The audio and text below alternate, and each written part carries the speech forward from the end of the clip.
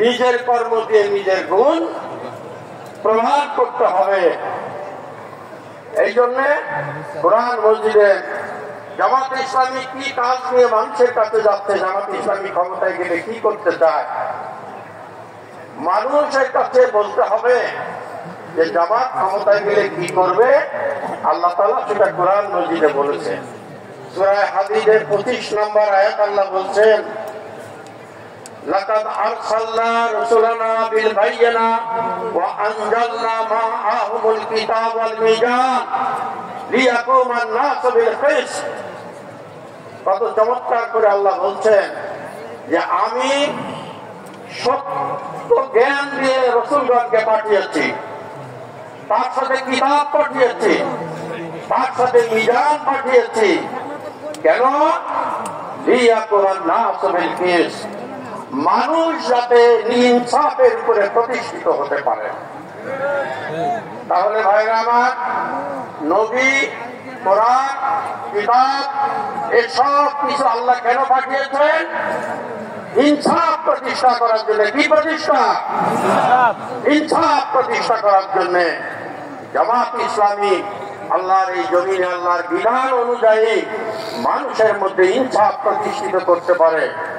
ইনসাফের সহজ পক্ষে কি? ন্যায় বিচার।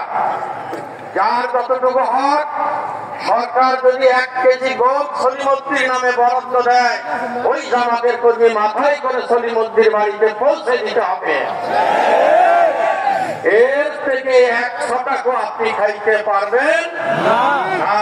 এই হলো জামাত ইসলামী। ফলে অন্যের হক প্রতিষ্ঠিত করতে হবে, আদায় করে দিতে হবে, আদায় করার জন্য সংগ্রাম করতে হবে। এই হলো জামাত ইসলামী। এই ন্যায় এবং ইনসাফ কায়েম করতে চায়। আমাদের নতুন প্রজন্মের সন্তানেরা একটা স্লোগান দিচ্ছে, উই ওয়ান্ট জাস্টিস। কি চায়? জাস্টিস চায়, জাস্টিস, ন্যায় বিচার চায়। আল্লাহ দুনিয়ার মানুষকে ন্যায় বিচার করার জন্য নবী রাসূল পাঠিয়েছেন। আমরা সেই দায়িত্বের বোঝা মাথায় নিয়ে আজকে মানুষের ঘরে ঘরে আওয়াজ করার চেষ্টা করছি। আসেন, এদিক সেদিক ঘোরাঘুরি বহুত করছেন, এখন আখিরাতের চিন্তায় তওবা তিল্লা করেন, মানুষের হক আদায় করে সমাজে ন্যায় এবং ইনসাফ প্রতিষ্ঠার সংগ্রামে আসেন, আপনারা শরীক হন।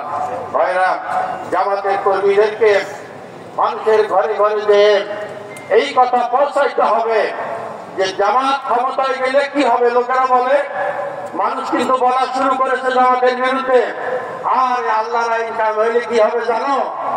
আল্লাহর আইন কায়েম হলে 3টা কাম হবে। ওই সব পুরুষ লোকের দাড়ি আর টুপি বাধ্য করে দিবে, আর মহিলাদের উপর বুরকা চাপাই দিবে, আর চোরের হাত কেটে দিবে। এই কথা ইসলামের দুশমনরা প্রচার করে বেড়ায়। আপনারা এই জবাব দিতে পারবেন? জবাব দিতে হবে কি বলে? আমরা ইনসাফ প্রতিষ্ঠিত করব, মানুষের হক মানুষের কাছে পৌঁছে দেব, শয়তানের দুরাচার অত্যাচারী জালেমের হাত আমরা ভেঙে চুরমার করে দেব। সর্বশেষ কথা বলতে চাই, ভাইজান, আল্লাহ তাআলার কোরআনে 4 জায়গা বা 5 জায়গায় সাক্ষীর কথা বলা আছে। সাক্ষীর কথা বলা আছে। তাদেরকে সাক্ষী রাখতে বলা হয়েছে? সমাজ থেকে 2 জন